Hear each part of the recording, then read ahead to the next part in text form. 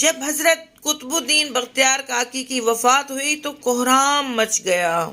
جنازہ تیار ہوا۔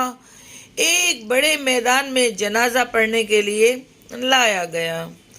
مخلوق بڑی تعداد میں جنازہ پڑھنے کے لیے نکل پڑی تھی۔ انسانوں کا ایک سمندر تھا جو حد نگاہ تک نظر آتا تھا۔ یوں معلوم ہوتا تھا کہ ایک بپھرے ہوئے دریا کی مانند یہ مجمع ہے۔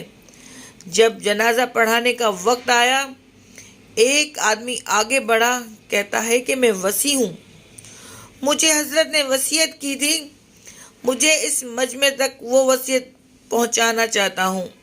مجمع خاموش ہو گیا۔ وصیت کیا تھی؟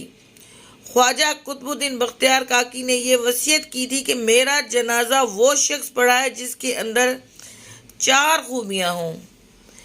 پہلی خوبی یہ کہ زندگی میں اس کی تکبیر اولا کبھی قضا نہ ہوئی ہو۔ دوسری شرط اس کی تہجد کی نماز کبھی قضا نہ ہوئی ہو۔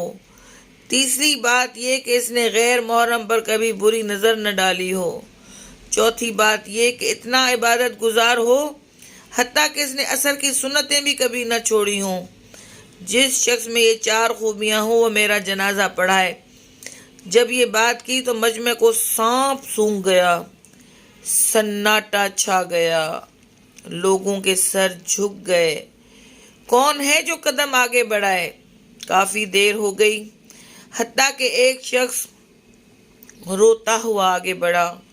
حضرت قطب الدین بختیار کاکی کے جنازے کے قریب آیا، جنازے سے چادر ہٹائی اور کہا، قطب الدین آپ خود تو فوت ہو گئے، مجھے رسوا کر دیا، میرا راز کھول دیا۔ اس کے بعد بھرے مجمع کے سامنے اللہ کو حاضر و ناظر جان کر قسم اٹھائی، میرے اندر یہ 4 خوبیاں موجود ہیں۔ لوگوں نے دیکھا یہ وقت کا بادشاہ شمس الدین التمش تھا۔ اگر بادشاہی کرنے والے دینی زندگی گزار سکتے ہیں تو کیا ہم دکان کرنے والے یا دفتر میں جانے والے ایسی زندگی نہیں گزار سکتے؟ اللہ رب العزت ہمیں نیکی کرنے کی توفیق عطا فرمائے، آمین۔